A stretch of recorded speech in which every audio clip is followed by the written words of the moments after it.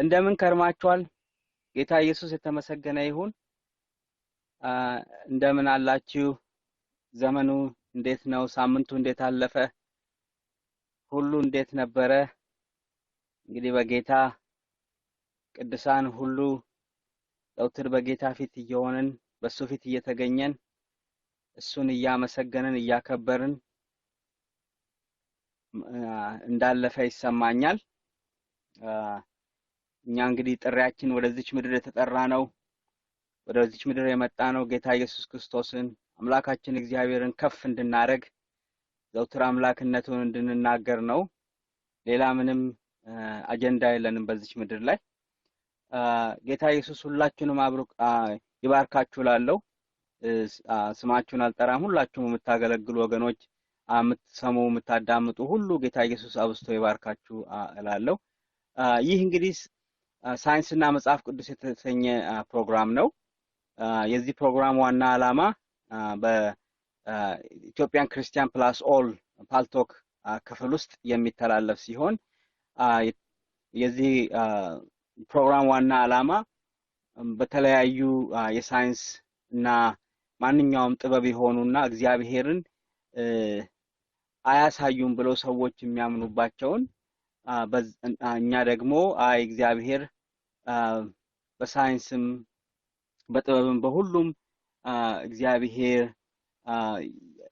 ይታያል፣ የሁሉ ባለቤት እሱ ነው በሚለው ያንን ለአድማጮች ለማሳወቅና የክርስቲያን እምነቶቻችን አቋምን ለመግለጽ የሚደረግ ፕሮግራም ነው። እንግዲህ ከዕለት ተዕለት ፕሮግራሞቹ እየተሻሻሉ የመጡ ይመስለኛል። ጌታ የተመሰገነ ይሁን እና እንግዲህ ዛሬ ደግሞ አንድ ሲሪየስ አለኝ።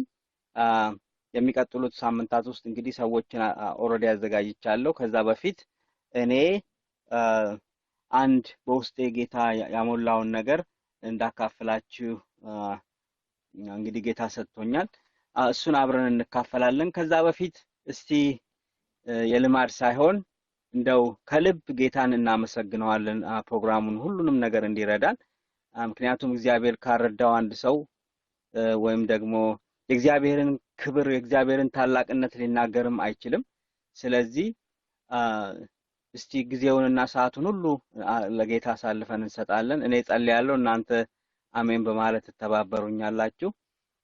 ጻድቅና የተፈራህ የሰራዊት ጌታ እግዚአብሔር አንተ ትልቅ አምላክ ነህ፣ ክቡር ነህ። እግዚአብሔር አምላካችን አንተን የሚመስል ከቶ የሌለ አምላክ፣ እረፍታችን፣ መጽናኛችን፣ ሁሉ ነገራችን እግዚአብሔር አባታችን አባት ብለን የምንጠራበትን የልጅነት መንፈስ የሰጠህን አምላክ እግዚአብሔር ሆይ እኔ ከፍ አደርግሃለሁ፣ ከፍ በል።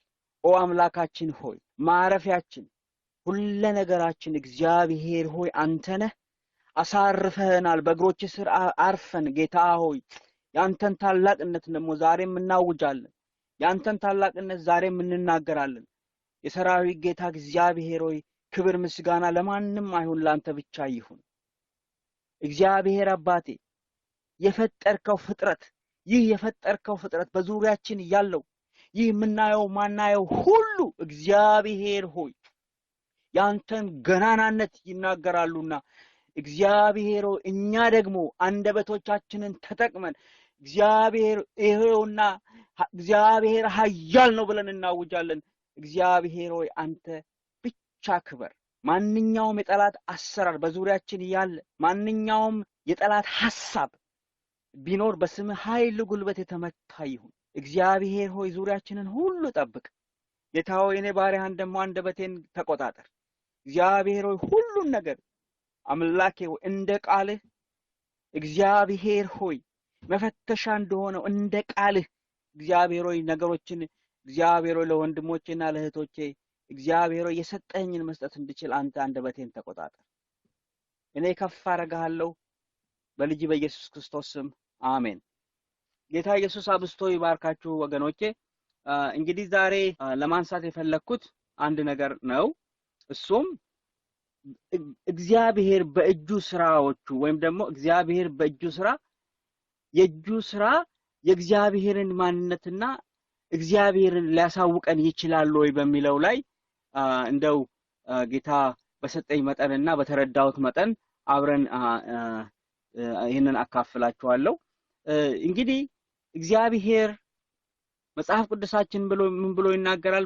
ዘፍጥረት 1 ላይ እግዚአብሔር ሰማይና ምድርን እንደፈጠረና ከፍጥረት እንደፈጠረ ሁሉም ነገር መልካም እንደሆነ አየ ይላል። እግዚአብሔር የፈጠረው ነገር ሁሉ መልካም ነበረ። እግዚአብሔር የፈጠረው ነገር ሁሉ መልካም ነበረ። መልካምም እንደሆነ ፍጥረትን ከፈጠረው በኋላ መልካምም እንደሆነ አየ ይላል መጽሐፍ ቅዱስ። መጽሐፍ ቅዱሳችን እንደዛ ይላል። እንግዲህ እግዚአብሔር በመልካምነቱ የፈጠረው ይህንን ፍጥረት የሰው ልጅ ደግሞ ከዘመናት ብዛት የሰው ልጅ በተለያዩ አመጻዎቹና በተለያዩ አለመታዘዙ የሰው ልጅ ብዙ ነገሮችን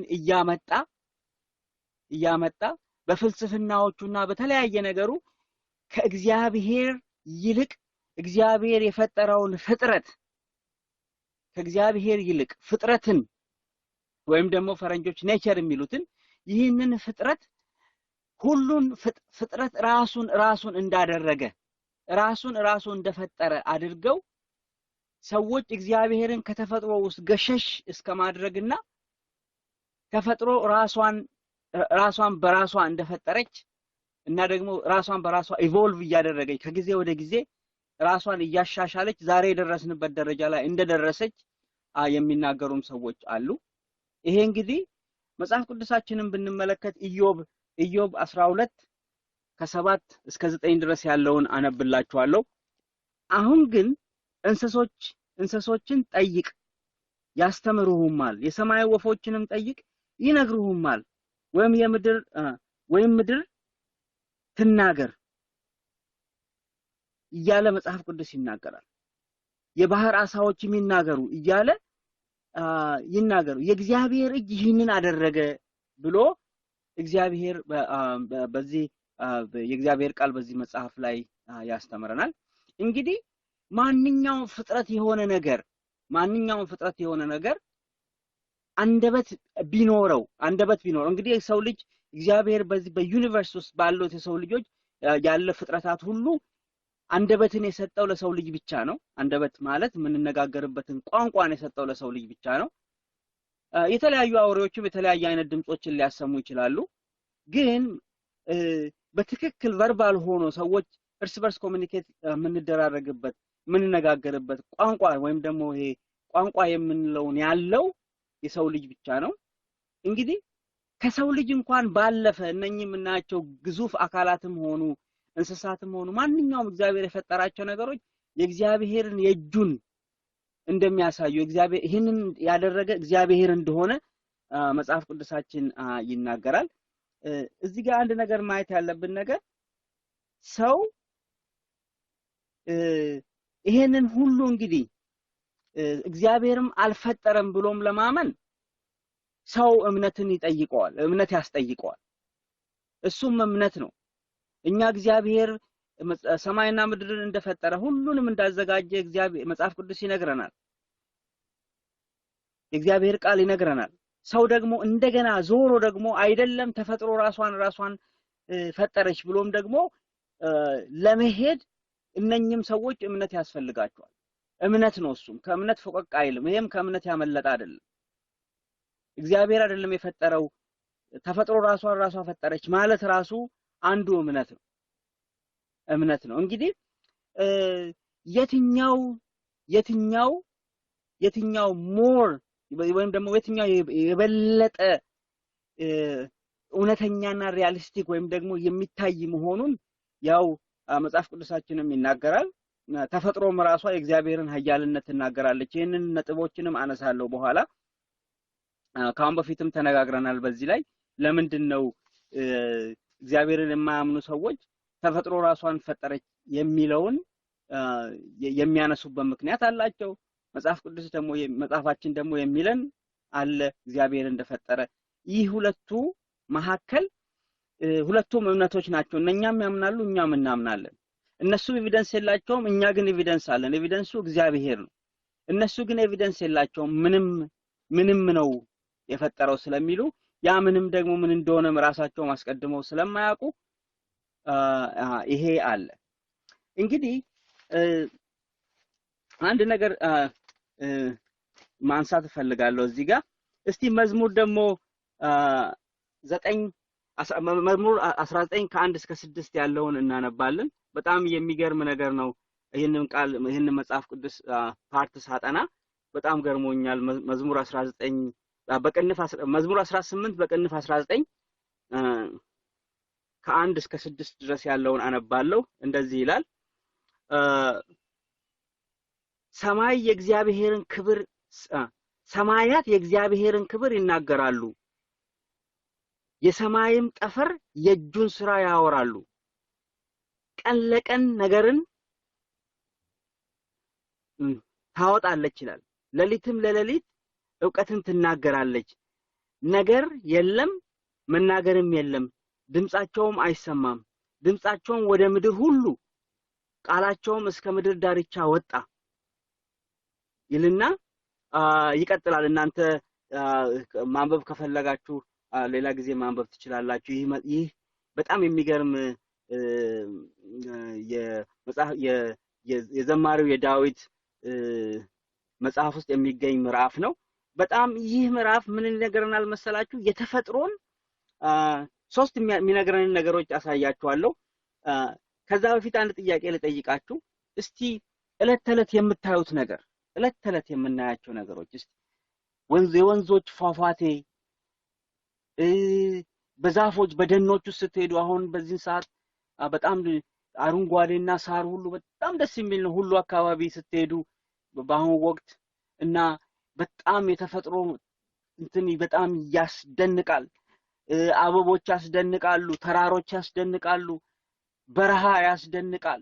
ማንኛውም የምናያቸው በአይናችን ጌታ ይባርክሽ ውቅያኖስ ያስደንቃል፣ አውሎ ንፋሶች ያስደንቃሉ። ማንኛውም ሆሪከንስ ወይም ደግሞ እነኚህ ቶርኔዶስ የምናያቸው ነገሮች ሁሉ በምድር ላይ ያሉ ነገሮች በጣም ያስደንቃሉ። ዝናብ በጣም ያስደንቃል፣ መብረቅ በጣም ያስደንቃል። በጣም ነው የሚገርማችሁ። እነኚህ ሁሉ የውሃ ፕሮሰሶች በጣም ያስደንቃሉ። ባህሮች ሁሌ ዝናብ ይወርድባቸዋል፣ ይሄዳል ዝናቡ። ምንድነው ወንዙ ይሄዳል። ባህር ሲሞላ አላየንም። በጣም ሁሉ በጣም ያስገርማል። ተፈጥሮ በዙሪያችን ያለ ተፈጥሮ ሁሉ ያስገርማል።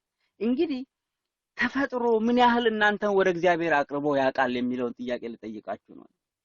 ተፈጥሮ ያያችሁት ተፈጥሮ በማየታችሁና በመደነቃችሁ የእግዚአብሔርን መገኘት ወይም ደግሞ እግዚአብሔርን ታላቅነቱን አስገንዝቧችኋል ወይ? እንደው አስገንዝቧችሁ ያውቃል? አስደንቋችሁ ያውቃል? ይህን ጥያቄ ሁላችሁም ለራሳችሁ እንድትተውት እፈልጋለሁ። ሲኤስ ሉዊስ የሚባል በምድራችን የእንግሊዛዊ ቴዎሎጂያን ነው። በጣም የታወቀ የነገረ መለኮት ብዙ መጽሐፍን የጻፈ ግለሰብ ነው። ይህ ግለሰብ ምን ብሎ ይናገራል መሰላችሁ? መዝሙር 19 ወይም መዝሙር 18 በቅንፍ 19 ምን ትልቁ የዘማሪው ቅኝት ይለዋል። ዘማሪው ዳዊት ከዘመራቸው ዝማሬዎች ትልቁ ቅኝት የተቀኛቸው ቅኝቶች ውስጥ ትልቁ ነው ብሎ ያስቀምጠዋል። እሱ መዝሙር 18 በሶስት ይከፈላል። ከ1 እስከ 6 ያለው የእግዚአብሔርን ፍጥረት ክብሩን ማሳየቱን ይነግረናል። እንግዲህ የእግዚአብሔር ፍጥረት መልሶ የእግዚአብሔርን ክብር እንደሚያሳየን ይነግረናል። ከ7 እስከ 11 ደግሞ ያለው ስለ እግዚአብሔር ቃል ጸጋ ይነግረናል። እናንተም ገብታችሁ ማንበብ ትችላላችሁ። ከ12 እስከ 14 ደግሞ ያለው የእግዚአብሔር መገለጥ የሰውን ትህትናና ይቅርታን ያሳየናል። በቃ እግዚአብሔር ክብሩ መገለጡ ለሰው ልጆች ምን ማስተማር እንዳለበትና ምን መሆን እንዳለበትን አረጋግጦ ያስቀምጥልናል። በሶስት ይከፈላል። እንግዲህ ዛሬ እኔ ለማንሳት የፈለኩት ከ1 እስከ 6 ያለውን ነው። እሱም የእግዚአብሔርን ፍጥረት ክብሩን ይናገራል ያሳየናል የሚለውን ፓርት እስቲ በምን መልኩ ነው የሚያሳየን የሚለውን ብናውቅ ደስ ይለኛል በማለት ነው። እንግዲህ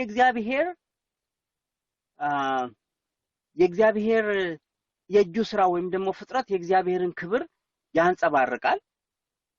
አንድ ነገር ማንሳት ያለባችሁ ነገር አለ እዚህ ጋር። እግዚአብሔር ከዘላለም ክብሩ የከበረ አምላክ ነው። ጥንትም ፍጥረትም ሳይፈጠር በፊት የከበረ አምላክ ነው።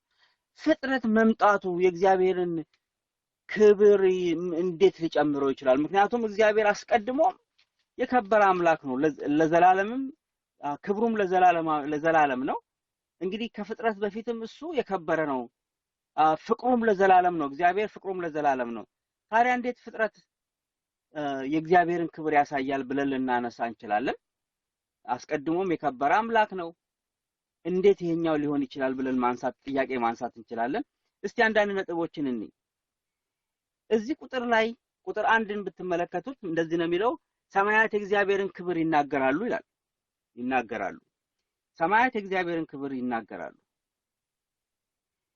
ሁሉም የእግዚአብሔር የእጁ ስራዎች ክብሩን ያውጃሉ። ማንኛውም እግዚአብሔር የፈጠራቸው ቅድም ያነሳዋቸው ሁሉ ኮከቦች ምናምን ማንኛውም ወንዝ፣ ሸንተረር የምታዩት ነገር በዙሪያችን ያለው እለት ተዕለት ያሉ የምናያቸው ነገሮች ሁሉ የእግዚአብሔርን ታላቅነት ነው የሚነግሩን፣ ክብሩን ነው የሚነግሩን። ግን ዳዊት እዚህ ጋር ለምንድነው አተኩሮ ሰማያት የሚለውን ያየበት? ለምን ሰማያት አለ? ለምን ሌሎች ወንዞች፣ ተራሮችን እዚህ ጋር ለምን አልጠቀሰም? ለምን? ስንት የሚያስገርሙን ነገሮች አሉ። ስንት ክስተቶች አሉ እዚህ ሰውነቶቻችን ውስጥ። የእያንዳንዱ የሰውነቶቻችን የሲስተሞች አሁን ለምሳሌ የዳይጀስቲቭ ሲስተም የምግብ አበላል ስርዓት ሰውነታችን ውስጥ ያለው ያተነፋፈስ ስርዓቶቻችን፣ የደም ስርጭት ስርዓቶቻችን እነኚህ ሁሉ በጣም የሚያስገርሙና በሴሎች ውስጥ ደግሞ በጥቃቅን ሴሎች ውስጥ የሚደረጉት ትላልቅ ኬሚካል ሪአክሽኖች እነኚህ ሁሉ እና እንደገና ደግሞ ዲኤንኤ ውስጥ ያሉ ኮዶች እነኚህ የተለያዩ በጣም ብዙ የሆኑ ኮዶች እነኚህ ሁሉ ትእዛዛት ታጭቀውበት በትንሽ ዲኤንኤ ውስጥ የተቀመጡት እነኚህ ትእዛዛት ማንኛውንም የቦዲ ፓርት ፈንክሽን እንዲያደርጉ ህፃን ከተረገዘ ጀምሮ ሴሉን እያባዛ የተለያዩ እጆችን ቅርጾችን ሁሉ ማንኛውም የሰው ልጅ ፊውቸር የሚኖረውን ፊውቸር እንዲኖር የሚያደርገውን ትእዛዛት እዛች ሴሏ ውስጥ አስቀምጦ እግዚአብሔር እነኛ ትእዛዛት እየወጡ እናን መፈጸማቸው ማድረጉ ሁሉ የሚያስደንቅ ነገር ነው። እግዚአብሔር በጣም በባህሪው የሚያስደንቅ አምላክ ነው። ይሄ ታዲያ እያለ እነኚህ እያሉ ለምንድነው ዳዊት ሰማያት ላይ ያነሳው የሚለውን ለማየት ፈልጋለሁ። ዳዊት ግን ሰማያት ላይ ነው ያተኮረው። ይህን የሆነበት ምክንያት ሰማያት ከሁሉም ቦታ ይታያሉ። ሰማያት ከሁሉም ቦታ ይታያሉ። ለምሳሌ አንዳንድ ሰው ተራራማ የሌለበት ቦታ ሊኖር ይችላል። አንዳንዱ ደግሞ አበባና ምናምን የማታዩበት ቦታ ሊሆን ይችላል። አንዳንዱ ደግሞ ከኔቸር ከዙሪያችን ካሉ ነገሮች የጎደሉበት ቦታዎች ልንኖር እንችላለን። ሰማያት ግን ከሁሉም አቅጣጫ የትኛውም የምድር ክፍል ላይ ብትሆኑ ቀና ብላችሁ ባያችሁ ጊዜ ሰማይን ታያላችሁ። ሰማይ ደግሞ ግዝፈቱ ከምድርም ጋር ሲነጻጸር በጣም ትልቅ መሆኑ ምክንያቱም ሁሌንም ነግራችሁ ነው። አንዲት ኮከብ ለምሳሌ በጣም በትሪሊየን የሚቆጠሩ ኮከቦች አሉ በዩኒቨርስ ውስጥ። እነኚህ ኮከቦች ከምድር ጋር በምንም አይነት ሁኔታ የሚነጻጸሩ አይደሉም። ምድር ከፀሐያችን ጋር ከዚች ከኛ ፀሐይ ጋር እንኳን ምድር ስትነጻጸር 1 ሚሊየን ምድር ፀሐይ እንደ ኳስ እንደ ትልቅ ኳስ ወሰዷትና 1 ሚሊየን ትንንሽ ኳስ ትልቋ ኳስ ውስጥ ብትከቱ ትይዛታለች። ስለዚህ በቮሊዩም በይዘቷ እንኳን ሚሊየን ነው የምታክለው ፀሐይ የምድርን። አብዛኛዎቹ ኮከቦች ደግሞ ከፀሐይ የሚበልጡ ናቸው። በዚህ በእኛው ሚልክ ዌይ ውስጥ እንኳን የሚገኙት ወደ 500 ቢሊዮን የሚገመቱ ኮከቦች ውስጥ ከፀሐይ የሚያንሱ አሉ። አብዛኞቹ ከፀሐይ የሚበልጡ ናቸው። በጣም ግዙፍ የተባሉት ደግሞ እስከ 3000 የፀሐይ እጥፍ ድረስ ይደርሳሉ። በጣም ይገርማችሁ። እንደገና ደግሞ በጣም በሚገርም ነበልባልና እሳት የሆኑ ናቸው እነኚህ ኮከቦች በጠቅላላ በጣም የሙቀት ያላቸው ናቸው አብዛኛዎቹ እና ግዝፈታቸው በጣም ትልቅ ከመሆኑም የተነሳ እንግዲህ የህዋ ትልቅነት በጣም ግዙፍም መሆኑ የተነሳ እና ከሁሉም አቅጣጫ ሊታይ የሚችል መሆኑ ዳዊትን እዚህ ጋር ሰማያት የሚለውን ወደ ሰማይ እንዲወስ ሰማያትን የእግዚአብሔርን ክብር እንዲነግሩን መደረጉን እዚህ ጋር ዳዊት ይነግረናል። ሌላው ሰማያት የእግዚአብሔርንም ዕውቀት ለሰው ልጅ ያውጃሉ። እንግዲህ ተመልከቱ፣ አንደኛው ሰማያት የእግዚአብሔርን ክብር ይናገራሉ ነው የሚለው እዚህ ይሄ ፓርት መዝሙረ ዳዊት 18 በቅንፍ 19 ከ1 ጀምሮ ያለው ሰማያት የእግዚአብሔርን ዕውቀት ይነግሩናል ይላል። ወረድ ብሎ አንድ ላይ እዛው ሰማይና ጠፈር ሰማይም ጠፈር የእጁን ስራ ያወራሉ ይላል። የእጁን ስራ ያወራሉ። ቀን ለቀን ነገርን ታወጣለች እያለ ቀጥሎ ሌሊትም ለሌሊት ዕውቀትን ትናገራለች ይላል። ዕውቀትን ትናገራለች። አሁን እንግዲህ እነኚህ ሰማያት የእግዚአብሔርን ዕውቀት ነው የሚያውጁት። የእግዚአብሔርን ዕውቀት ያውጃሉ። ክብሩን ብቻ አይደለም ሰማያት የሚናገሩት የእግዚአብሔርንም ዕውቀት ያውጃሉ ማለት ነው። በአንድ ወቅት መጽሐፍ ቅዱሳችን ላይ ሐዋርያ ጳውሎስ እስቲ የሚያስቀምጣቸው ነገሮች አሉ። እነሱንም አንዳንድ ነገሮች እናያለን። አንዳንድ ሳይንቲስቶች ከተናገሩት ንግግር ከመናገሬ በፊት እንደው ነገሩን ሙሉ ለሙሉ ግልጽ በሆነ መንገድ ከመጽሐፍ ቅዱሳችን ጋር አያይዘን ለመነጋገር አንድ ነገር አቀርባለሁ። እዚህ ጋር ፍጥረት የእግዚአብሔርን ዕውቀት ሁሉ አይነግረንም። እንግዲህ የእግዚአብሔርን ሙሉ ምስጢሩን ፍጥረት አይነግረንም። የእግዚአብሔርን ዕውቀት ይናገራሉ ይላል። አሁን መጽሐፍ መዝሙር 18 ቅንፍ 19 ላይ የእግዚአብሔርን ዕውቀት ትናገራለች ይልና ግን ዲቴይል የሆነ ሙሉ ለሙሉ የእግዚአብሔርን ማንነት ተፈጥሮ ወይም ደግሞ ፍጥረት አይነግረንም። ግን ቁልፍ የሆኑትን አንዳንድ ነገሮች ግን ይጠቁሙናል። ስለ እግዚአብሔር ቁልፍ የሆኑ አንዳንድ ነገሮችን ፍጥረት ሊጠቁመን ይችላል። ሐዋርያው ጳውሎስ ሮሜ 1:20 ላይ እንደዚህ ብሎ ይናገራል። ሮሜ 1:20 ላይ ሐዋርያው ጳውሎስ እንደዚህ ብሎ ይናገራል። የማይታየው ባህሪ እርሱም የዘላለም ኃይሉን ደግሞ አምላክነቱን ከዓለም ፍጥረት ጀምሮ ከተሰሩት ታውቆ ግልጥ ሆኖ ይታያልና ብሎ ሐዋርያው ጳውሎስ ስለ እግዚአብሔር የተፈጥሮ ከፍጥረት ጀምሮ ያለው የተፈጥሮ ራሱ እግዚአብሔርን ሊገልጥልን እንደሚችል ይነግረናል። ግን ዲቴይልድ የሆነ የእግዚአብሔርን ማንነት ተፈጥሮ ለምን እንደማያሳየንም አንዳንድ ፖይንቶችንም በዚህ አጋጣሚ ለማንሳት እፈልጋለሁ ወደ በኋላ። እግዚአብሔር መንፈስ ነው፣ በአይናችንም አናየውም። ይሄ እንግዲህ እግዚአብሔርን በአይናችን አናየውም፣ እግዚአብሔር መንፈስ ነው። ግን ፍጥረት የማናየውን አንዳንድ ባህሪነቱን ያሳየናል። ፍጥረት ራሱ የእግዚአብሔርን የማናየውን አንዳንድ ባህሪያቶች ያሳዩናል። እስቲ ተመልከቱ፣ የፍጥረትን መጠንና ውስብስብነት አስቡት እስቲ። በተለይ ከሰማያት አኳያ ብታዩ ፀሐይ፣ ጨረቃ፣ ኮከብ በጣም ትላልቅ የሆኑ ግዙፍ አካላት እነኚህ የምናያቸውና በዙሪያችን ያሉ ዕለት ተዕለት የምናያቸው ውስብስብ ክስተቶች ሁሉ የእግዚአብሔርን እንትን ያሳዩናል። እግዚአብሔርን ዘላለማዊ ኃይሉን ያሳዩናል። ዘላለማዊ ኃይል እግዚአብሔር ምን አይነት ዘላለማዊ ኃይል እንዳለው እግዚአብሔር ምን አይነት ትልቅ ኃይል እንዳለው እግዚአብሔር ምን ያህል ታላቅ እንደሆነ የውስብስብነታቸው ይሄን ሁሉ ያሳየናል። እንደገና ደግሞ የፍጥረት ውበት አደራደራቸው ፍጥረቶች ውበታቸው አደራደራቸው ያደራደር ስርዓታቸው ስርዓት ይዘው ምንም ኮቲክ ወይም ደግሞ የረብሻ በሌለው መልኩ የተቀመጡ መሆናቸው እነኚህ ሁሉ በተፈጥሮ ህግ መገዛታቸው የተፈጥሮ ህግ የበላይነት እግዚአብሔር አስቀምጦበት በዛ በተፈጥሮ ህግ ውስጥ ተፈጥሮ ወይም ደግሞ ይሄ የምናየው ዩኒቨርስ ኦርደሩን ይዞ ወይም ደግሞ ራሱን እንትኑን ጠብቆ እንዲኖር ከላይ እግዚአብሔር ማዘዙ ይሄ ሁሉ የእግዚአብሔርን ኃይል ያሳየናል። በአንድ ወቅት አልበርት አንስታይን የተናገረውን ላንብብላችሁ። አልበርት አንስታይን አንድ በተጠየቀ ጊዜ እንዲህ ብሎ ተናገረ። እኔ ክርስቲያን አይደለሁም ማለት እኔ ክርስቲያን አይደለሁም ግን በተፈጥሮ ውስጥ እግዚአብሔር እንዳለ ተፈጥሮ ያሳየኛል ተፈጥሮን እንዳለ ያሳየኛል ይህም ነው ኤቲስት እንዳልሆን የከለከለኝ ተፈጥሮ ኤቲስት እንዳልሆን አግዶኛል ብሎ ይናገራል እኔ ኤቲስት አይደለሁም የምናያቸው ክስተቶች ውስን ለሆነው አእምሮአችን በጣም ሰፊ ናቸው ይላል የምናያቸው እነኚህ ነገሮች ውስን ለሆነው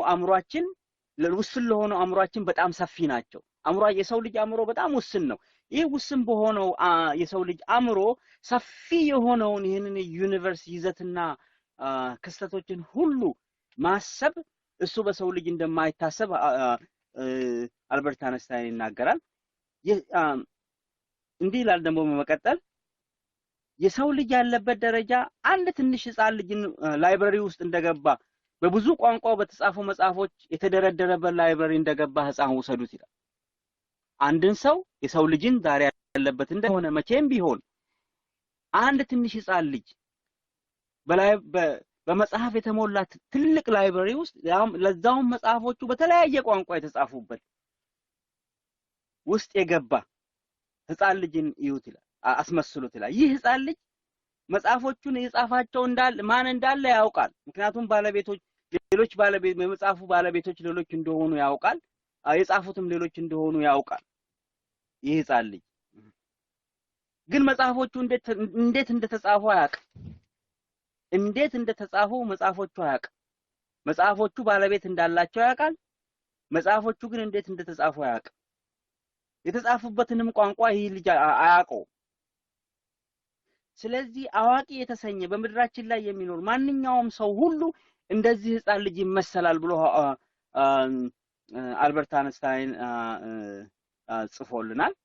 ጽፏል እኔ በጣም ነው የሚገርመኝ ይሄንን ጽሑፍ ሳነብ ምክንያቱም የሰው ልጅ የአእምሮ ውስንነት እንዴት አድርጎ የእግዚአብሔርን የእጁን ስራ እንኳን በመድር ላይ ያለውን ፍጥረቶቹን እንኳን የሰው ልጅ ሊያስተውል እንዳልቻለና የሰው ልጅ የማወቅ ደረጃው ነገሮች እንኳን በዙሪያ ያሉ ነገሮች እንኳን ምን ያህል እንደተወሳሰቡና ምን ያህል አንዱ ካንዱ ጋር ግንኙነት እንዳላቸው እንኳን ሰው ልጅ ገና ጠንቅቆ አላወቀም በጣም ከሚገርማችሁ እስካሁን ያወቅነው 5% ነው የዩኒቨርስ እውቀት የሚባለውን ራሱ 5% ነው ያወቀው ሌላውን ተው የምናየው ግዙፍ አካል በዩኒቨርስ ውስጥ ያለውን እንኳን የምናውቀው በህዋ ውስጥ ያለው እንኳን የምናውቀው 90% ህዋ አይታወቅም 90% ህዋ ማለትም አሁን እየነገርኳችሁ ያለው በአይናችን የምናየው ህዋ ቴሌስኮፖቻችን ያሳዩ ህዋ በአይን አይታይም በቴሌስኮፕ እስካሁን ድረስ ያየናቸው እስከ ስንት ብርሃን ፍጥነት ድረስ ያለው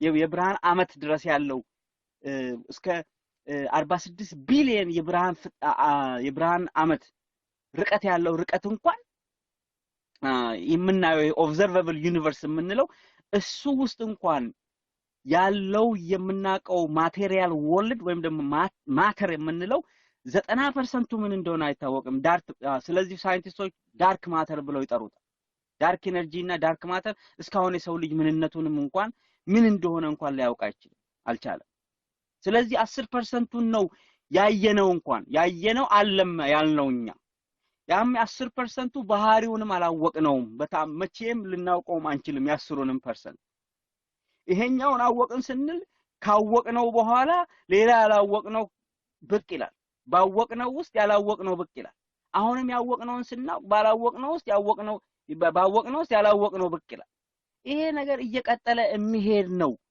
ይሄ ነገር ውስብስብነቱ ደግሞ ማወቁ ብቻ አይደለም የሚቀጥለው ካሁኑ ከበፊቱ ካለው በጣም እየተወሳሰበ ነው የሚሄደው ይሄንን ነው እንግዲህ ሐዋርያው ማን ነው መጽሐፍ ቅዱሳችን እንትን ላይ መዝሙር ላይ የሚናገረው ይሄን ሰማያትም ሆነ ማንኛውም እንትን እግዚአብሔር የፈጠረው የእግዚአብሔር ክብርና ታላቅነቱን እንደሚያሳዩን ይነግረናል እንግዲህ አንስታይን አንድ ጥያቄ ማንሳት ትችላላችሁ እዚህ ጋር አንስታይን ክርስቲያን ካልሆነ የእግዚአብሔርን ዘላለማዊ ኃይልና የፈጣሪነቱን ባህሪ በምን ሊገነዘብ ቻለ የሚለውን ጥያቄ ልታነሱ ትችላላችሁ። ይህ ሰው እንግዲህ እኔ እግዚአብሔርን መኖሩን አልቃወምም አለ በዚህ መልኩ አስቀመጥኩት አለ። እግዚአብሔር በተፈጥሮ በፈጠረው ፍጥረት ራሱን መስክሯል ማለት ነው።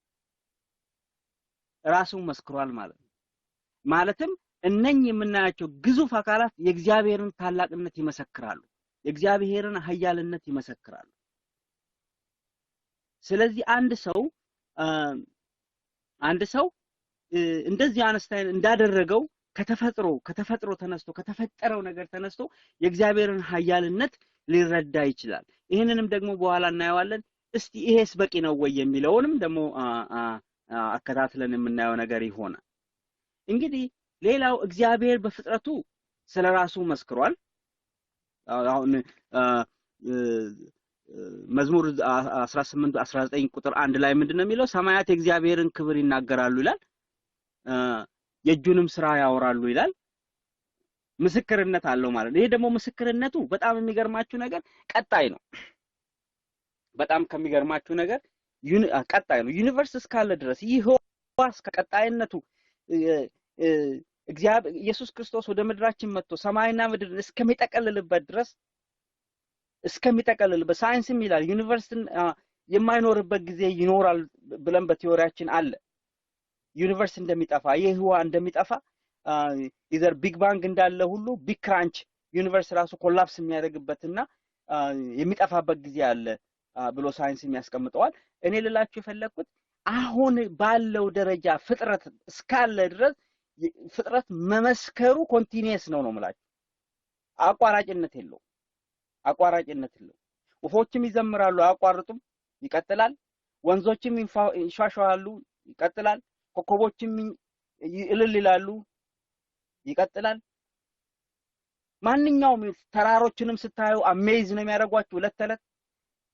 ዛፎችንም ስታዩ ማንኛውንም በዙሪያችሁ ያሉ ነገሮችን እለት ባያችኋቸው ቁጥር የእግዚአብሔርን ታላቅነት ሳያቋርጡ ነው የሚናገሩ። ሳያቋርጡ የእግዚአብሔርን ይመሰክራሉ። እንግዲህ ፍጥረት እግዚአብሔር ማንነቱን በፍጥረት በኩልም መስክሯል ማለት ነው። በፍጥረት በኩልም መስክሯል።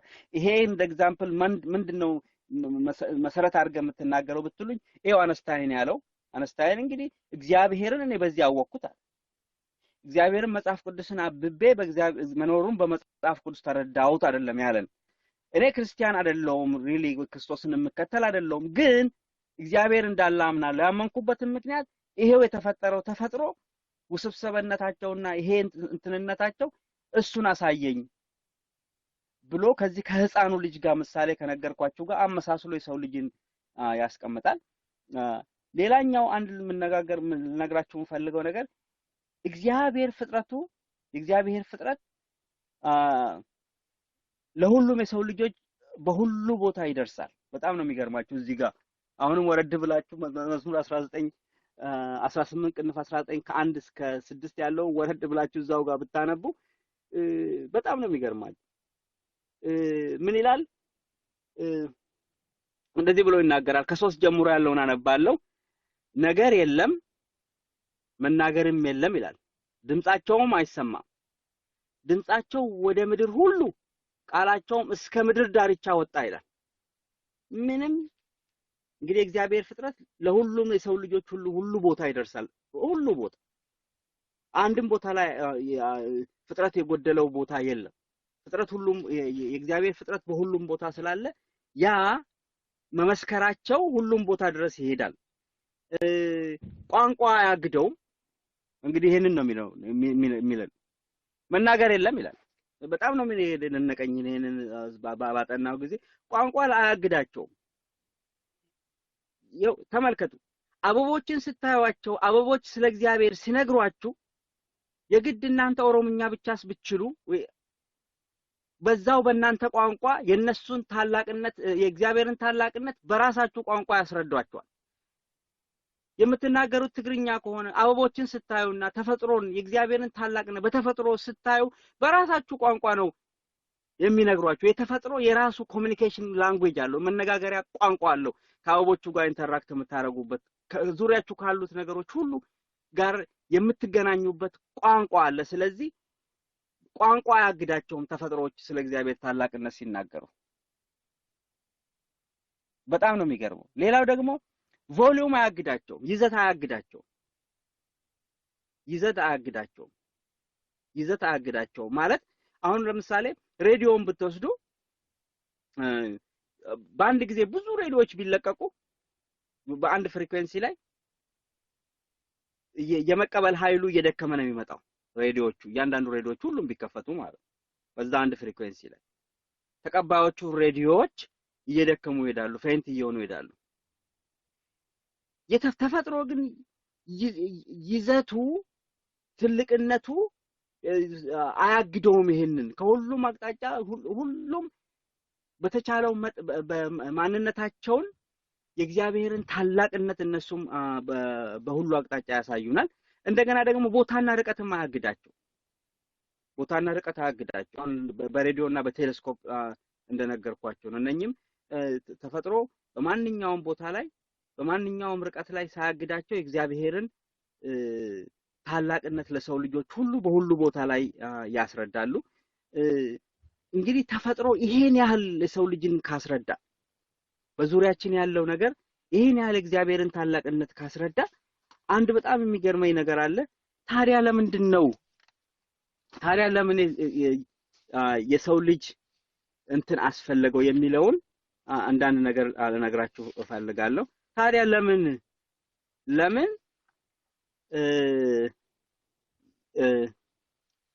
የሰው ልጅ ለምን እንትን አስፈለገው?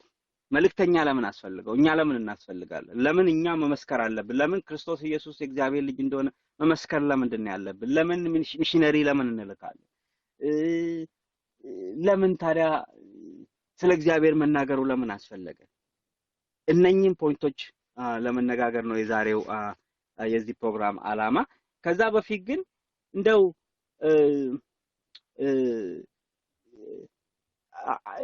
ምን ይላል መጽሐፍ ቅዱስ እዛው ላይ ወረድ ብሎ ስለ ፀሐይ ይናገራል።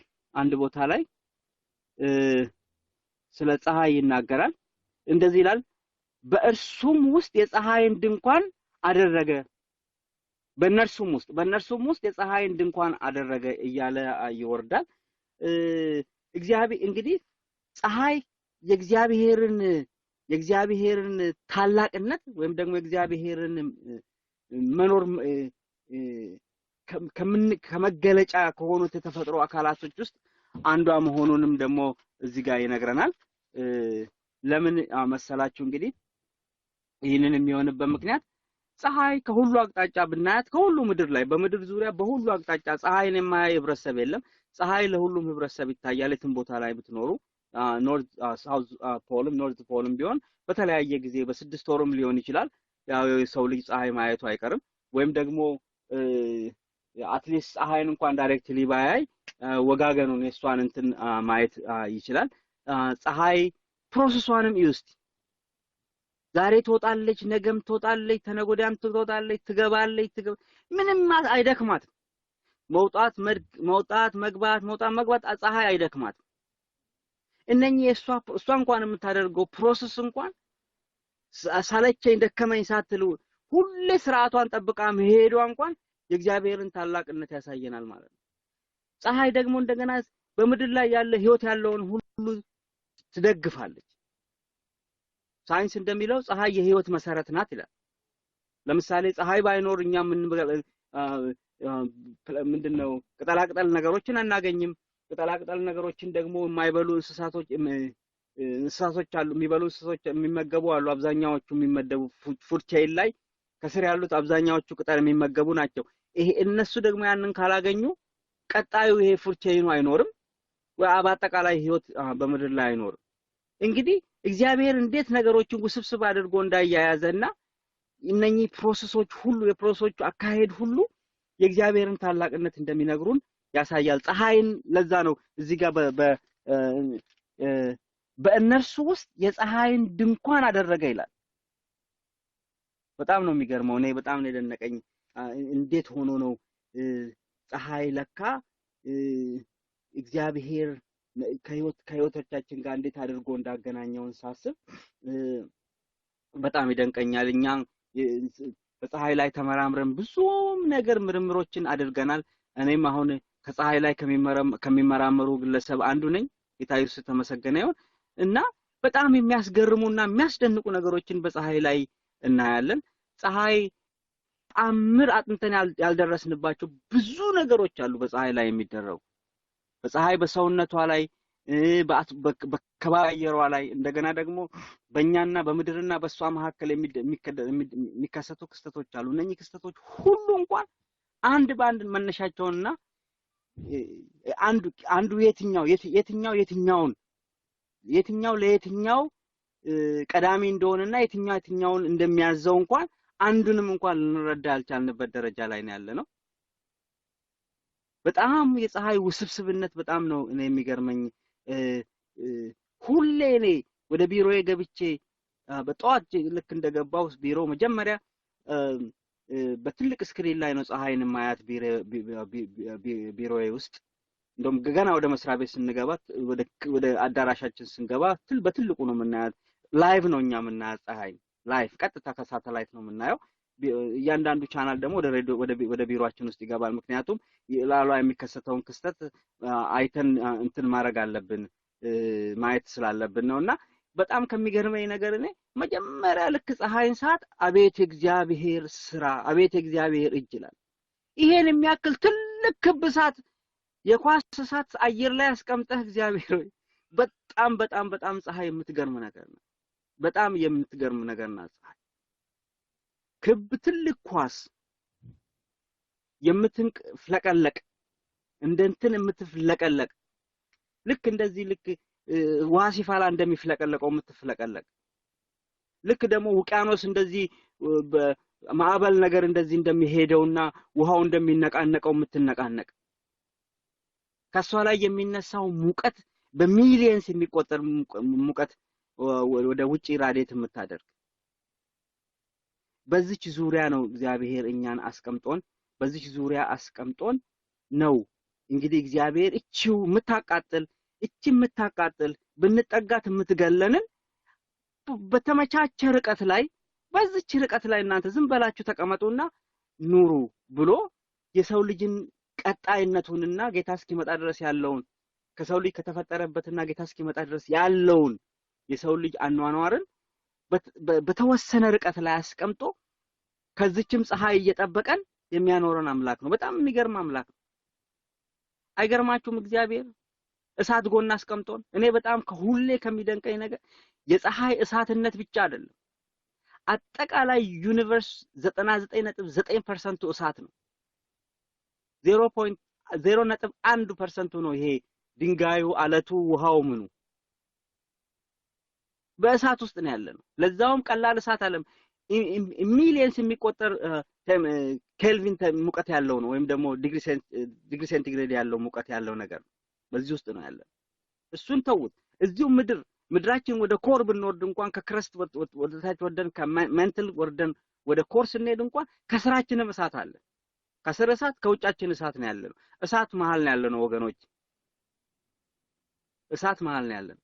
እግዚአብሔር ግን ከነኚህ ሁሉ ጠብቆ ስርዓታቸውን እንዲይዙና ስርዓቷም ፀሐይን ይዛ የሚያስፈልገንን ነገር እንድትሰጠን የሚያስፈልገንን ነገር እንድትሰጠን እያደረገ ፀሐይን ማስቀመጡና እዚህ ደግሞ መዝሙር 18-19 ላይ ቁጥር 4 ላይ ቁጥር 5 ላይ ፀሐይን ማንሳቱ እኔ በጣም ደነቀኝ። ምክንያቱም እሷም እንደገና ልክ እንደ መሃል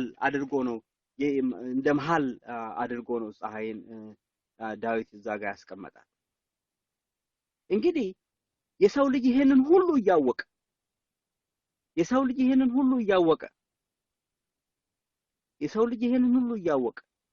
እግዚአብሔር አለመኖሩን እግዚአብሔር አለ የለም የሚለውን አለመወሰን ወይም ደግሞ አለመቀበል የሰውየው የራሱ ፋንታ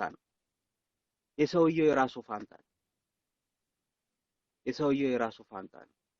እኛ ግን ጌታ ኢየሱስ የተመሰገነ ይሁን።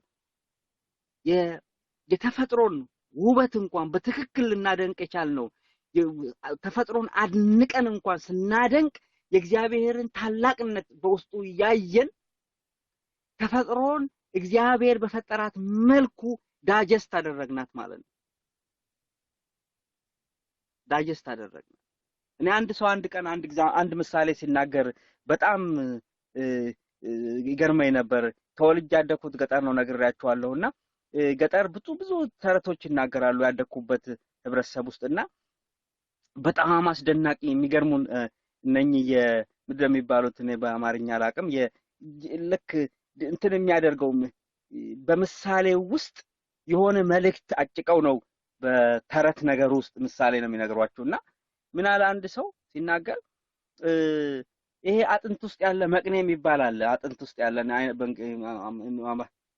ቦን ማሮ የምንለው ቦን ማሮ እሱን ከአጥንት ውስጥ በሚመጣ አንድ ሰው አጥንቱን ይሰብርና ቅልጥም ልክ ወደ ላይ ሲስበው ጥልቅ ብሎ ትገባለች ሳያጣጥመው እና ምን አለ እንግዲህ የገባችው ወደ ሆዱ ነው። ሳላጣጥማት ገባች አለ የሚል ተረት አባባል እኔ እሰማ ነበር። ግን የገባችው ሆዱ ነው እኮ የትም አልሄደች፣ አላጣጣማትም። አሁንም እግዚአብሔርን ሳያውቅ የእግዚአብሔርን ታላቅነት የማያይበት ኔቸር እንዴት አሜዚንግ ነው የሚል ሰው እሰማለሁ ወገኖች፣ እሰማለሁ። ኦኬ ተፈጥሮ እንዴት አሜዚንግ ነው፣ ተፈጥሮ እንዴት ያስደንቃል ብለው የሚናገሩ ሰዎች እግዚአብሔርን በስተጀርባው እንደፈጠረውና የተፈጥሮ ባለቤት እሱ እንደሆነና የሱን ታላቅነት በተፈጥሮ ሰው ማየት ካልቻለ እንደዚህ ቦን ማሮን ወይም ደግሞ ይሄንን የአጥንት ውስጥ ያለውን እንትን ሳያጣጥም እንደዋጠው ሰው ነው ማለት ነው። እኛ ግን እግዚአብሔርን ከተፈጥሮ ጀርባ አድርገን የሱ ባለቤት እሱ እንደሆነ ስለምናጣጥም የእግዚአብሔርን ታላቅነት በተፈጥሮ ስለምናይ እኛንን ተፈጥሮን በትክክል ማድነቅ ያዝ ነው። እኛንን ተፈጥሮን በትክክል ማድነቅ ያዝ ነው። እኛንን ተፈጥሮን በትክክል ማድነቅ ያዝ ነው። እና በዚህ ላይ ወደ ኮንክሉዥኑ ከመምጣቴ በፊት እንግዲህ ተፈጥሮ ብዙ ነገሮችን ያሳየናል። ጊዜም ካገኘው ሌላም ጊዜ ስለ ተለያዩ እንትኖችን ልነግራችሁ እችላለሁ። በተለይ እኔ ከሚያስደንቀኝ የተፈጥሮ ክስተቶች ሁሉ በጣም የሚገርመኝ ነገር የውሃ ባህሪ ነው። ውሃ የሰው ልጅ ማንኛውም ህይወት ያለው ነገር ባለበት ሁሉ ወይም ደግሞ ውሃ ሳይኖር ህይወት ያለው ነገር እንዳይኖር እግዚአብሔር አስቀድሞ አድርጓል። የግድ ውሃ ካለ ምንን ያሳየናል? እዛ ጋር ፍጥረት እንዳለና ፍጥረት በተለያየ መልኩ መኖር እንደሚችል ውሃ ራሱ ይነግረናል። እንግዲህ ይሄ እግዚአብሔር አሰራር ነው፣ እግዚአብሔር ያደረገው እንትን። በጣም ከሚገርማችሁ ውሃ ብዙ ባህሪያቶች አሉት። ውሃ በጣም የሚገርሙ ባህሪያቶች አሉት። ከነኚህ ባህሪያቶች ውስጥ ለምሳሌ በጣም ከሚገርመኝ እኔ ውሃ በሌሎች አብዛኛዎቹን ኬሚካል ነገሮች አብዛኛዎቹን እንትን ያደርጋል። አብዛኞቹን ሶሊብል ምንድነው ያሟሟል። አብዛኛዎቹ በዙሪያ ያሉትን ነገሮች ያሟሟል። እሱ ውሃ ደግሞ በሌሎቹ እንትን ባህሪውና እንትኑ አይለወጥም። በጣም ነው የሚገርማችሁ። በጣም ነው የሚገርማችሁ። ውሃ ብዙ ባህሪያት አሉት።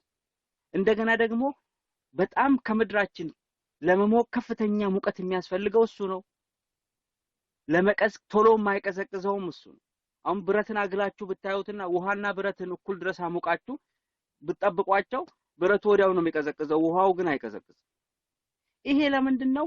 እኛ እና በውሃ ውስጥ የሚኖሩ ህይወት ያላቸው ነገሮች ወይም ደግሞ እኛ ራሳችን ሰውነታችን ብዙ ፐርሰንቱ ውሃ ስለሆነ ሙቀት በተቀያየረ ጊዜ ቶሎ ውሃው ውስጣችን ያለው ውሃ የሚቀያየር ከሆነ ባህሪውን ከቀየረ እኛም ውስጥ ያለው ኬሚካል ሪአክሽን ቶሎ ስለሚቀያየር ባህሪያችንን በዛው ይቀያየራል። በጣም የሚገርም ነው። እያንዳንዱን የተፈጥሮን ክስተት ነገሮች የተፈጠሩ ነገሮችን ፍጥረትን ዳጀስት አድርገን ብናያቸው አቀማመጣቸው፣ አደራደራቸው፣ ስርዓታቸው ሁሉ ከበላይ አንድ ህግ ያወጣና በህግ እንደሚመሩ ይሄ ማይካድ ይሄ ማንኛውም ኤቲስት የሆነ እግዚአብሔርን የማያምን ሰውም ተፈጥሮ ኦርደር እንዳለው ያውቃል። ይቅርታ ወገኖች ኦርደር እንዳለው ያውቃል። ግን የኦርደሩ ወይም ደግሞ የህጉ ባለቤት የሆነውን እግዚአብሔር ሰው ኤክስክሉድ ያደርጋል። ኤቲስት የሆነ ወይም ደግሞ እግዚአብሔርን የማያምን ሰው እግዚአብሔር ግን ይሄንን ሁሉ በኦርደር አስቀምጧል።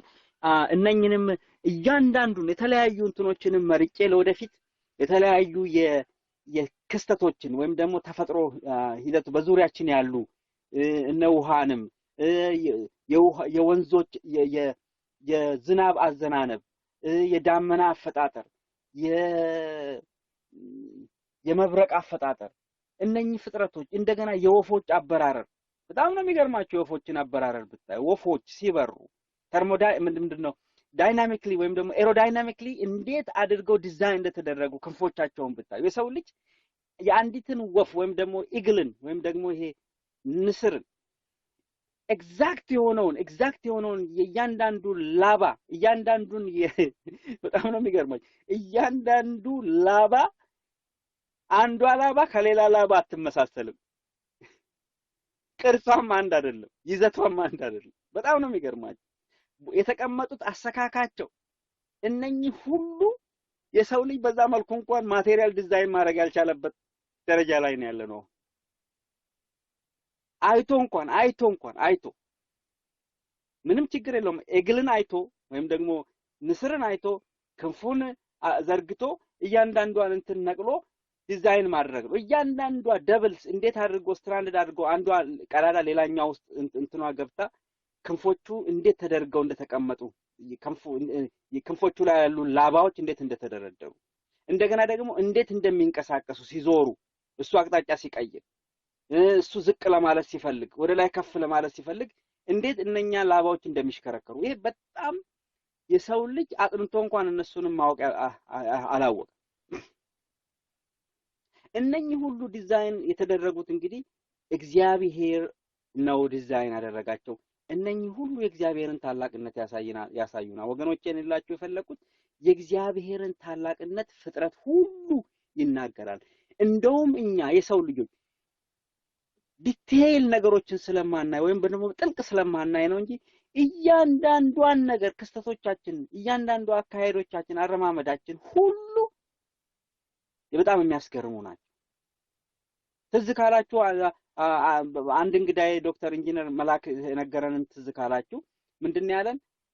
መቆም የሚባለው ነገር እንኳን መቆም የሚባለው ነው የምታጠናው ብሎ ፕሮፌሰሩ በነገረኝ ጊዜ በጣም ደነገጥኳል። እንዴ መቆም የሚባል አይታወቅም እንዴ አልኩኛል። መቆም ሰው ልጅ እንዴት እንደሚቆም ሰው ለካ አላወቀም አልኩኛል። ለካ አላወቅነው ነው እኛ ምን ቆመው ቁጭ ብለን አሁን ቁጭ ካልንበት ብድግ ብለን እንቆማለን። ለካ መቆምን የሚለውንም የሰው ልጅ ገና አላወቅም። በጣም ነው እኮ የሚገርማቸው ወገኖች። ያላወቅነውን ነው የምንሆነው። ያላወቅነው ቆመን አሁን ላጥ ብለን ስንሮጥ ብድግ ብለን ስንቆም በቃ በጣም ነው የሚገርም። ምንም እኛ እኮ ለካ የሰው ልጅ ሳይንስ ራሱ አጥንቶ መቆምን አላወቀውም። ሰው እንዴት እንደሚቆም ኤግዛክትሊ ምንድነው የመቆም ሚንሱ የሚለውን የሰው ልጅ አልደረሰበትም። እና ሁሉ ነገሮቻችን በጣም የተፈጥሮ ውስብስብነትና ግዙፍነት የእግዚአብሔርን ክብር ያሳዩናል ይላል መጽሐፍ ቅዱስ። እንግዲህ እስቲ ወደ መደምደሚያ ይደርሻለሁ። አንዳንድ ነገሮችን ላንሳ እዚህ ጋር እንደዚህ ነው የምለው። ታዲያ መልእክተኛ ለምን አስፈለገ የሚለውን ጥያቄ ነው ልነግራችሁ የፈለኩት። መልእክተኛ ለምን አስፈለገ? መልእክተኛ ያስፈለገበት ምክንያት እነኚህ ነገሮች የእግዚአብሔርን መኖር ብቻ ነው የሚነግሩት። አንድ ሰው አሁን አልበርት አንስታይንን ወስደው እንደምሳሌ የእግዚአብሔርን መኖር አምኗል። ሁለተኛው መልእክተኛ የሚያስፈልገው እንደኔና እንደናንተ ያለ ሰው የሚያስፈልገው ወይም ደግሞ ሚሽነሪ ሄዶ የሚናገር እግዚአብሔር በልጁ እንዴት እንደተገለጠ እንዴት አድርገን የሰው ልጅ ኃጢያተኛ እንደነበረና ኃጢአትን ለማዳን እግዚአብሔር ምን አይነት ሜጀሮችን እንደወሰደ ማድረጋችን ግን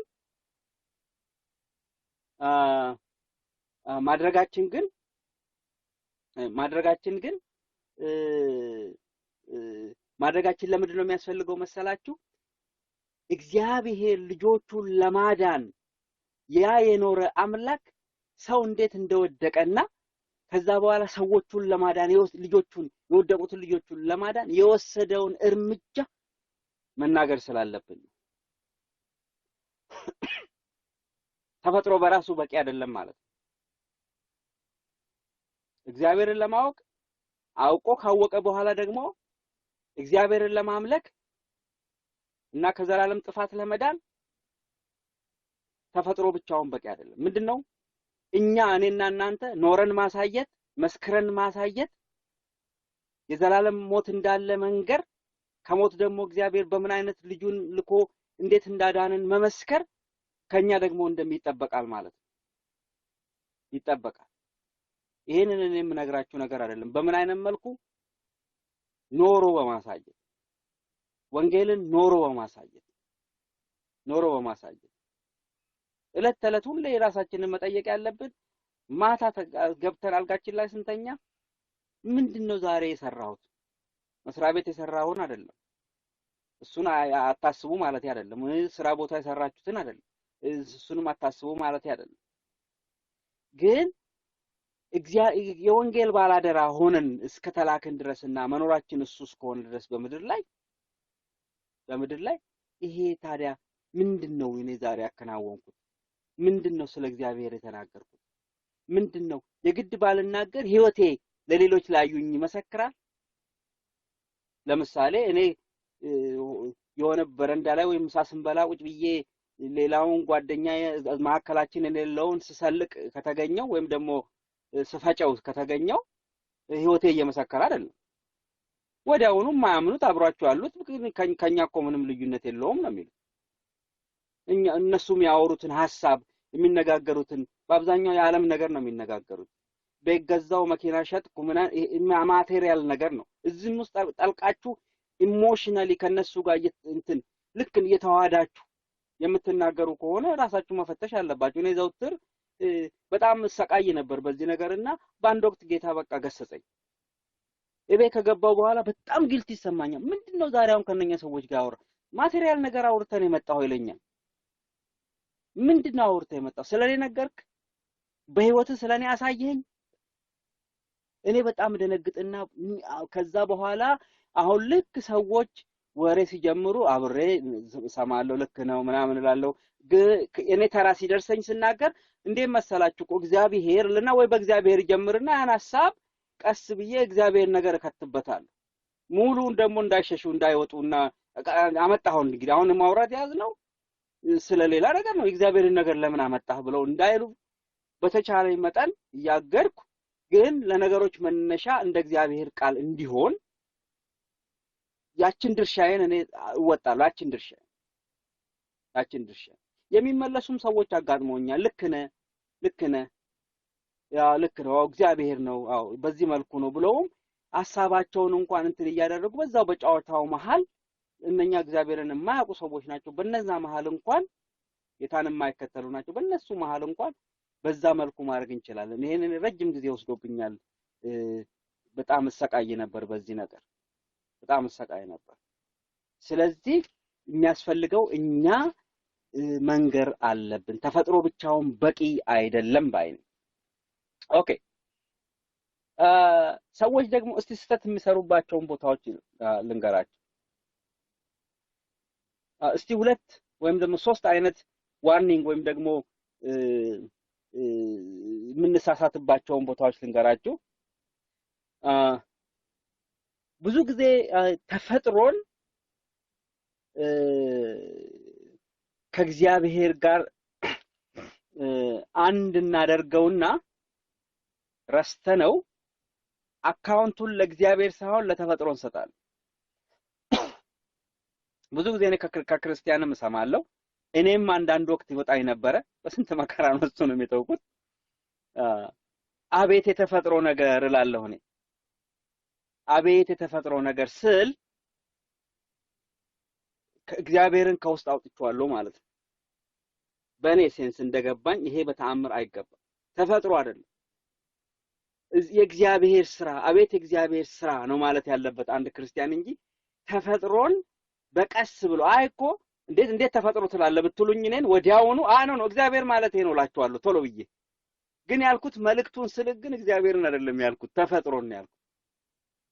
የእጁን ፍጥረት ነው ያልኩት እኔ እንጂ እግዚአብሔር ራሱን አይደለም ያልኩት። እነኚህን ነገሮች ሁሌ ስህተት እንዳንሰራ፣ ሁሌ ስህተት መስራት የለም። ስለተፈጥሮ አካውንት ስለተፈጥሮ ክስተቶች ነገሮች በተፈጥሮ ውስጥ ያሉ ነገሮችን ስታነሱ የእግዚአብሔር የእጁ ስራ መሆናቸውን አቤት የእግዚአብሔር አሰራር ብላችሁ ብትጀምሩ this is right። በቃ አካውንቱን ያን እንትኑን ለእግዚአብሔር ነው የሰጣችሁት። ሌላኛው ደግሞ ብዙ ሰዎች ደግሞ የሚሳሳቱበት ተፈጥሮ ከእግዚአብሔር ጋር ያገናኘናል ይላሉ። አቀድምም እኔም ብያችኋለሁ ተፈጥሮ ከእግዚአብሔር ጋር ያገናኛችኋል ወይ ብያለሁ። የእግዚአብሔርን መኖር ያሸትታችኋል ወይ ነው ጥያቄ መሆን ያለበት እንጂ ተፈጥሮ ከእግዚአብሔር ጋር አያገናኝም ወገኖች። ከእግዚአብሔር ጋር የሚያገናኘው ኢየሱስ ክርስቶስ ነው። ከእግዚአብሔር ጋር የሚያገናኘው ኢየሱስ ክርስቶስ ነው። መጽሐፍ ቅዱስ የሚለን እንደዛ ነው። ሰው በልጁ ከእግዚአብሔር ጋር ይታረቃል። የጥል ግድግዳውን ያፈረሰ ኢየሱስ ክርስቶስ እንጂ የምናየው ኮከብና ጨረቃ ወይም ደግሞ የምናየው ሰማይና ምድር ወይም ደግሞ በዙሪያችን ያሉ ኮከቦችና ምንድነው ውሃዎችና የምናያቸው ዛፎች አይደሉም። ስለዚህ ተፈጥሮ የእግዚአብሔርን መኖርና የእጁን ታላቅነት ክብሩን ያሳየናል እንጂ ከእግዚአብሔር ጋር አያገናኘንም። ከእግዚአብሔር ጋር የሚያገናኘን ኢየሱስ ክርስቶስ ብቻ ነው። ኢየሱስ ክርስቶስ ብቻ ነው። ብዙ ጊዜ ይሄንንም ስተት ሰዎች ሲሰሩ እናያለን። ሌላው ደግሞ ተፈጥሮ በራሱ ፐርፌክት ነበረ። እግዚአብሔር ምንድነው የሚለው መጽሐፍ ቅዱስ? እግዚአብሔር ሰማይና ምድር እንደፈጠረ ይላል ዘፍጥረት 1 ላይ መልካም እንደሆነ አየ ነው የሚለው። ኃጢአት ከመጣ በኋላ ግን ኔቸር ዲስቶርትድ ሆነ። ማለት ደግሞ ዝብርቅርቁ ወጣ። ተፈጥሮ ከኃጢአት የተነሳ ዝብርቅርቁ ወጣ። ዝብርቅርቁ ወጣ። እግዚአብሔር ግን ሁሉን ነገር ጥሩ አድርጎ ነበር የፈጠረው። እነኚህ በሽታዎች፣ ማንኛውም በምድር ላይ የምናያቸው ጦርነቶች፣ ኮንፍሊክቶች ይሄ ደግሞ ምንድነው የሰው የልቡ ክፋት፣ ሰው በጣም እየከፋ የመጣበት ዘመን ላይ ነው ያለነው። በጣም ሰዎች እየከፉ የመጡበት ዘመን ላይ ነው ያለነው። በጣም የሚዘገንናችሁ አንዳንዴ እንደው የሰው ልጅ ሰው ከመሆኑ ወዴት ተቀየረ ትላላችሁ። ግን መጽሐፍ ቅዱስ ላይ ናቡከደነጾርን እግዚአብሔር ላይ ባመፀ ጊዜ እግዚአብሔር ምንድነው ያደረገው? የሰውን ልብ ከውስጡ አውጥቶ የእንስሳ ልብ ነው ውስጡ የከተተውና ይህ ሰው ጀስት እንደ አኒማል አክት አደረገ። እንደ እንስሳ ነው አክት ያደረገው። እንደ እንስሳ ነው አክት ያደረገው።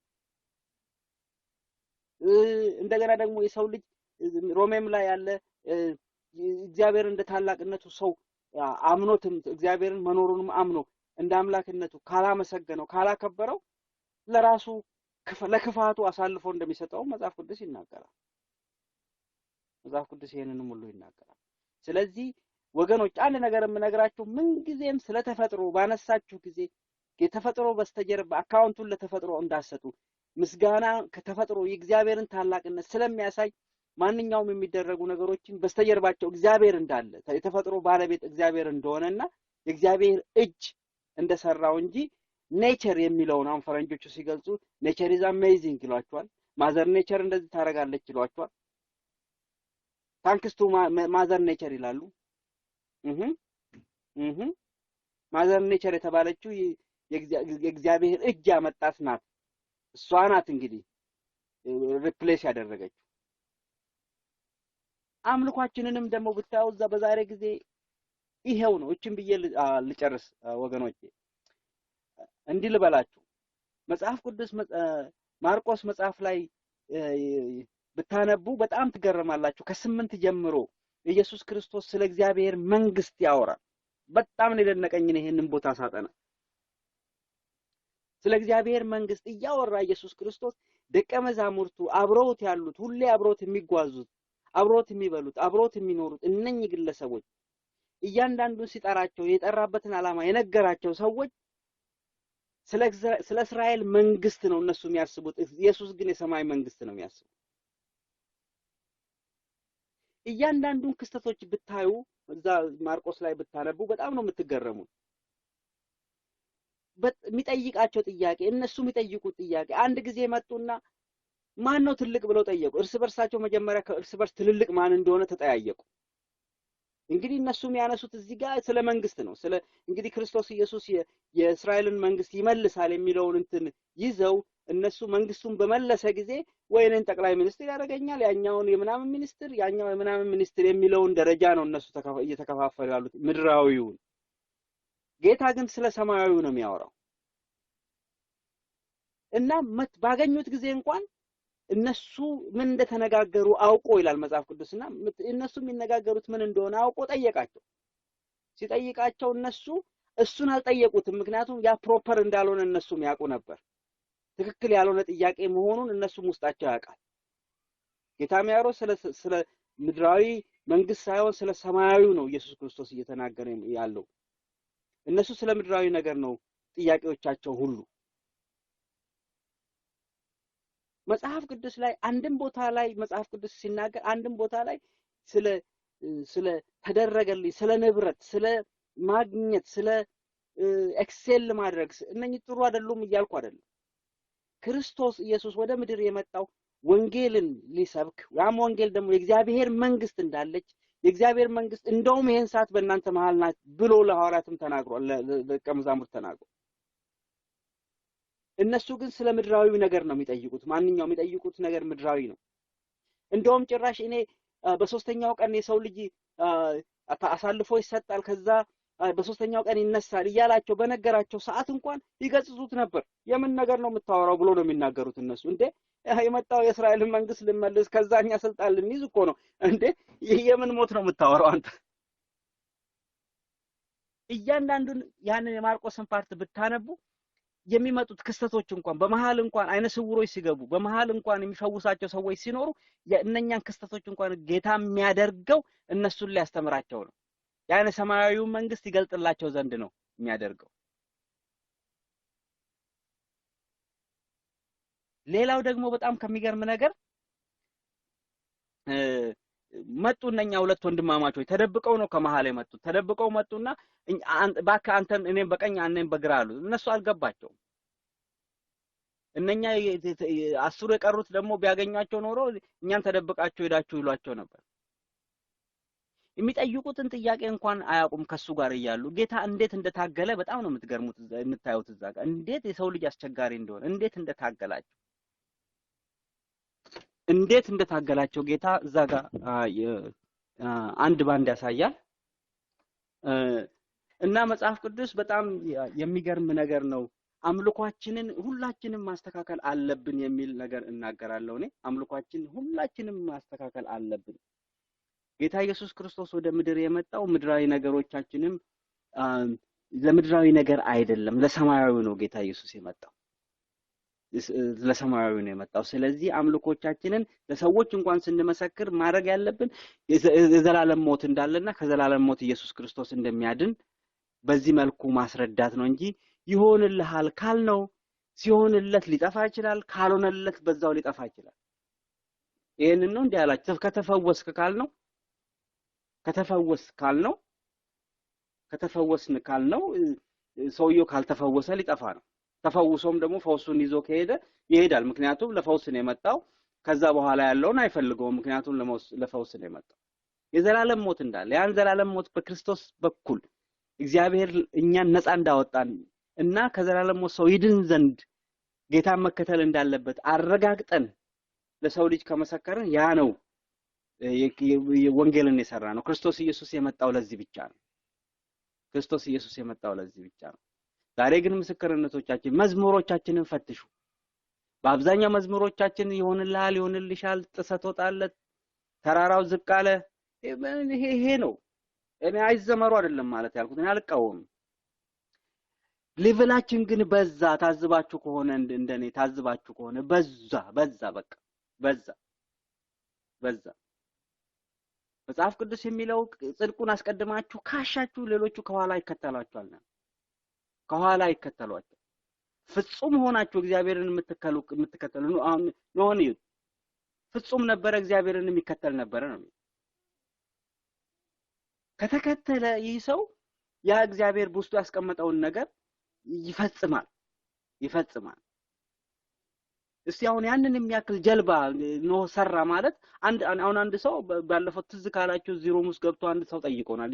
የኖህ ጀልባ እኮ በሰው ልጅ ዕውቀት አይሰራም፣ እንዴት መጽሐፍ ቅዱስ ታምናለህ ብሎ የጠየቀልኝ ትዝ ካላችሁ በዚህ ፓልቶክ ተጠይቀናል። እኛ እንደዚህ አይነት ጥያቄ ለምን መሰላችሁ?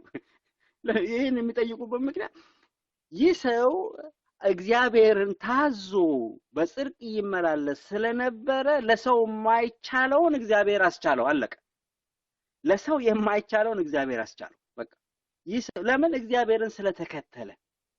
መጀመሪያ ጻድቅ ነበረ፣ በእግዚአብሔር እንደ እግዚአብሔር ሐሳብ ይራመድ ስለነበረ ያ መራመዱ የሰው ልጅ የማይሰራውን ጀልባ እንዲሰራ እግዚአብሔር አስቻለው። የሚሰራበትንም ዕውቀት እግዚአብሔር ሰጠው።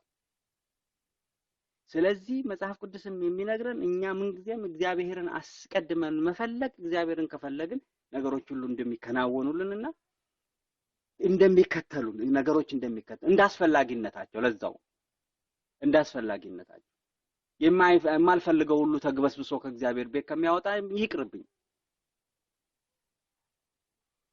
የማልፈልገው ተግበስብሶ መጥቶ የእግዚአብሔርን ክብር የሚያሳንስብኝ ከሆነና ሰዓት የሚበላብኝና እግዚአብሔርን ማመስግንበት መሆኑ እንትን ካለ እግዚአብሔር እዛው ይከልክለው። የእግዚአብሔርን ክብር የሚያሳንስብኝ ከሆነ ስለዚህ የምንጠይቃቸው እንዲደረግልን የምንጠይቃቸው ማንኛውም ነገሮች እነኝም ካገኘኋቸው በኋላ ለእግዚአብሔር ያቀርቡኛል ወይስ ከእግዚአብሔር ያርቁኛል የሚለውን አንድ ክርስቲያን መፈተሽ እንዳለበት ይሰማኛል። ጌታ ኢየሱስ አብስቶ ይባርካችሁ። ለዛሬ ያለኝ ይሄ ነው። በጣም እኔ ወዳችኋለሁ። ጌታ ይባርካችሁ።